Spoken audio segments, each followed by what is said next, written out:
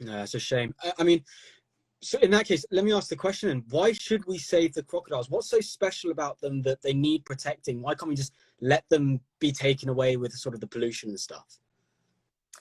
So crocodiles, I always consider there's two aspects, right? There's the ecological. Now, granted, I was just part of a paper that was published last year that we always talk about, oh, like crocodiles are keystone species, they're regulating the ecosystems. And, you hear about this about a lot of predators. There's actually not a lot of evidence out there that crocodiles are regulating ecosystems. There are a few species that there has been a lot of studies, and yes, it could be suggested of those species, but like our species, I don't know, maybe not. Maybe they're just kind of around, and yeah, if they went, the ecosystems aren't going to change that much. However, we don't know. Maybe they are important. So right now, I would say we need to push for their conservation because they could be important for the environment, and we need the scientific research to be able to prove that. Then we have the cultural aspect. Around the world, there are people that they are connected to these animals. For example, the ancient Maya, they, depending on the various different groups, there are some that they believed that their ancestors are crocodiles. And one of the creation stories goes is that the world sat on a crocodile's back, and there was a sky monster that wanted to devour the earth, and the crocodile sacrificed himself to be able to save earth. And when the blood came down, people arose. So for some of the Maya, they believed, again, that their grandfather, when they saw a crocodile in the water, that's my ancestor. And so killing a crocodile was sacrilegious. That was being disrespectful to your ancestors. And you still have this connection between some of the Maya here, as well as other indigenous people. And for many people, losing an animal, that's losing a piece of who you are culturally. So that's another important reason to try to preserve these animals. And because preserving the animals, conserving them, it is conserving a bit of who you are and who you might identify with culturally as well. No, that's incredible. I mean, as I said, I never knew that cultural history behind the crocodile. That's absolutely incredible to learn. I mean, it's amazing how different animals and different cultures and civilizations have real important and key roles that they play within their sort of history. And as you say, if you lose out on that, you're losing out on a part of history by the sounds of it. Exactly. No, that's incredible. That's incredible. So why is it then crocs are so misunderstood? I mean, you have this history you're talking about there, that the ancestors are related to the crocodiles and that sort of ancient history. So why are they so misunderstood? Why do people see a croc and sort of run away screaming?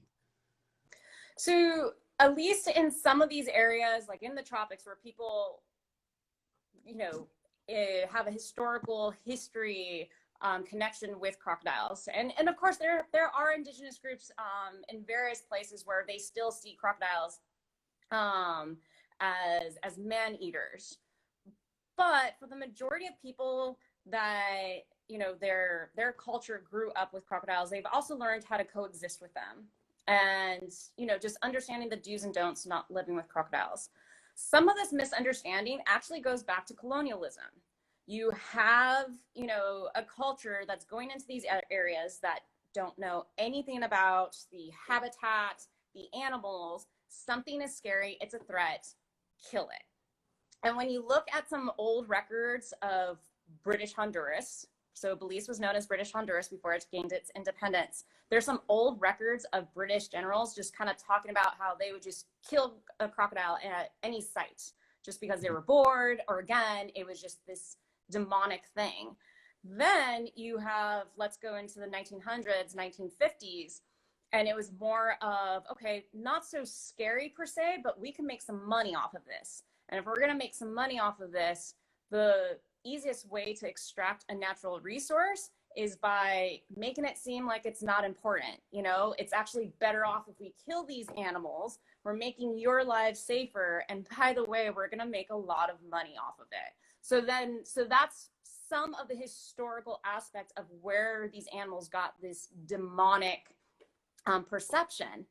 Then You have obviously the movies and news media just blowing up, sensationalizing, because right now it's all about the clicks. So you have to dramatize everything. You have to sensationalize everything.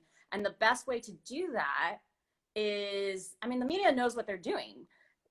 Putting a cute little dog out there, oh, that's going to get some clicks, but something that's a little bit scary and kind of gets the adrenaline going, that's going to get more clicks. And so there's just this aspect of that's where a lot of the misrepresentation comes from, of crocodiles. And so for us, one thing that we've been trying to do is, one, all of our crocodiles, whether it's crocodiles we're rehabbing, our captive crocodile ambassadors, none of them have names such as Bone Crusher, or I don't know, what's another one?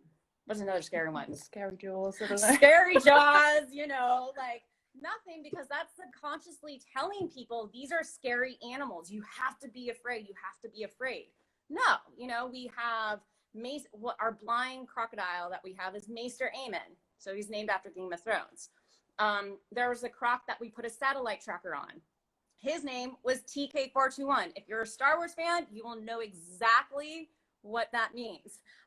We've had Tortilla, and it was because people were feeding this little crocodile tortillas. And oh my God, people loved tortilla. So it's just trying to, we're trying to make them we're not trying to perceive them as very dangerous animals.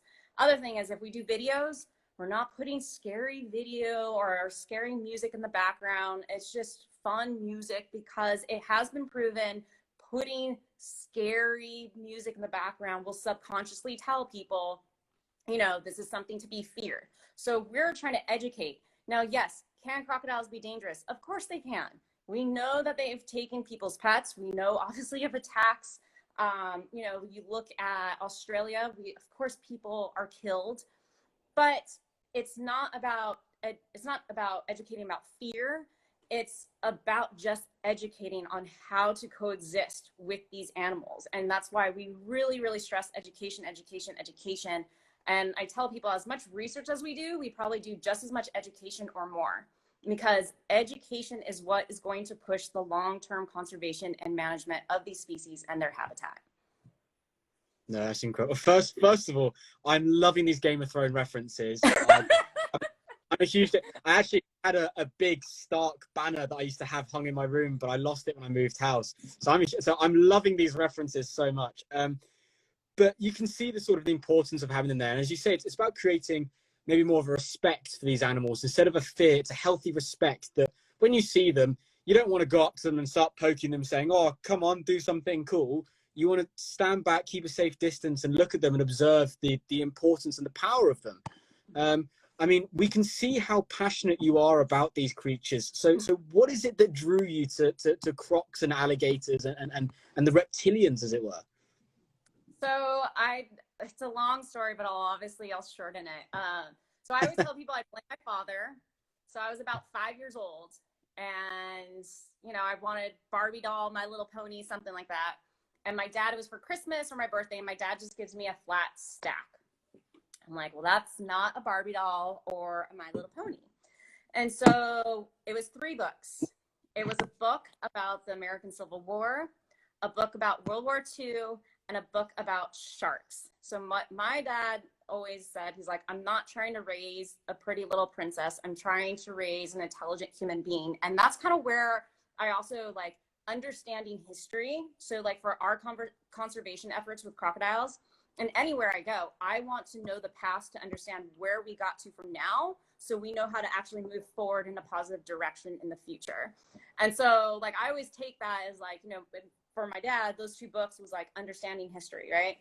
Like sharks, because at that point it's like, oh, like everyone's like bunnies or chimps for females, and my dad was like, learn about sharks. But I read that book about sharks inside and out, and I could say probably at 7 years old, I knew every shark species, their diet, geographic range. That's when I learned about the IUCN, the International Union for Conservation of Nature. I was 7 years old, and I knew about this organization that, were the leaders in conservation of wildlife throughout the world. And so with that, it got me into learning about predators. And from that's so I started learning about sharks, jaguars, and then crocodiles. And so just learning about all these different animals and just in general, I was like, I felt bad for these animals. And my mom, she said I was about 8 or 9, and she came in my room one day and I was crying. And she was like, what's wrong? And I said, why do people hate these animals? Hate the jaguars, the crocodiles, the snakes, you know, like, because I was kept writing, you know, endangered, critically endangered, people just killing them, you know, harassing them. And I was just like, why don't people just educate themselves? Like, I didn't understand why people could just be so horrible to something that they had no knowledge about, no education about, and that animal necessarily didn't do anything to it. And so that's kind of like what pushed me to be an advocate for predators. And then I was about 15 years old. I feel like this is just, I tell people now, I feel like this is like a little hokey, but it is what it is. I was 15 years old in high school, and these girls come to my locker. They're like, Marissa, there's this crazy Australian dude, and he's like out trying to save crocodiles, and you know, have you seen his show? And I mean, my family, we didn't have money for cable or anything like that, so I was like, I don't, who are you talking about? And so I went over to a friend's house, and I saw Steve Irwin for the first time, and his love and his passion just totally transcended to me. And I was like, that's the animal I'm going to go out and protect. And what's funny is a lot of people in my generation, we all got into crocodiles because of Steve Irwin. So whether or not you agreed with some of his methods, which is funny because like nowadays I'm like, I don't really, how he handles crocodiles, I definitely don't do that. But it's just like, you know, he made an impact because there's a lot of people that work with crocodiles now, which obviously includes me. So he definitely, his legend will live on. 100%. I mean, I say he was one of the guys that sort of got me into wildlife, and watching his, as you say, everything's a little bit dramatized, a little bit over the top the way he did things, but actually he got people sit there and watching. He got people interested into the crocodiles, the snakes, the stuff that everyone used to sort of go, they're too scary to watch. So he definitely played a massive part on us. Now, I was told by Ellie earlier on when we were speaking to talk about sort of the biology of crocodiles. And before we get on some of the really cool anatomy and facts about that. I had a yesterday, so I'll have to try and remember. I've got a few other questions for you that people have sent in. So one of them is from the Fin Talk, asking, do you guys accept volunteers out there, and how can we at home get involved? Yes, we accept volunteers. And then, so we have a couple of different programs. So we have a volunteer program where you can just kind of come down, help out where we need it. You know, you'll learn about some croc stuff and other stuff that we're doing out here, manatee, drone work, all that stuff. Then we have what, you know, originally I called it an internship, but it really is, it's a mentor internship, because this isn't just any other type of mentorship. We are taking the time and sitting down with these interns, and we are going over how to conduct various types of crocodile surveys, drone surveys, manatee, terrestrial surveys. You know, we make sure that you are, right before you come, we give you a manual that has all the information that you need. And before you actually head out into the field with us, you take quizzes, because we want to make sure that you have some of the basics of some of the surveys that we're doing, so that you can actually fully participate. And so it is a learning process even right before you come. I will go over statistics with people. We have about an hour or two where we analyze data together. So I'll actually sit down and discuss, like, this is the data that you need if you're trying to create a local conservation plan. And so it's very much of like this, I don't want to say schooling, but it is a mentorship, trying to provide these particular interns with a strong, solid foundation of what it's like to actually participate in the world of conservation and management. And then for those that might not be able to travel for whatever reason it may be, this week we're going to launch our virtual internship. And so this is where it's just a minimum of 3 weeks, and we'll determine the amount of hours as well as days that we will interact with the interns virtually. But this is where, you know, we have it set up where you can help us analyze some various data, some drone data that we get from the crocodiles, as well as some of the behavior videos that we're getting from some of our crocodile ambassadors. So it is, you are going to participate, you are going to learn in a way that that other interns learn from our mentor internship program. But again, this is just a way for those that, again, for whatever reason, might not be able to actually come to Belize.